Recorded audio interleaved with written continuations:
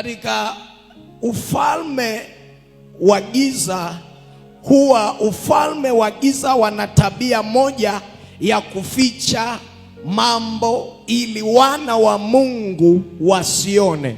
Na msaada wa mtu yoyote anaotafuta, iwe ni kwa Mungu au kwenye maisha, huo msaada kuna sehemu umefichwa. Kwa hiyo sio kwamba Mungu ameruhusu watu wake wateseke, ila kuna mambo ambayo yanaficha vile vitu wanadamu wanavyovihitaji.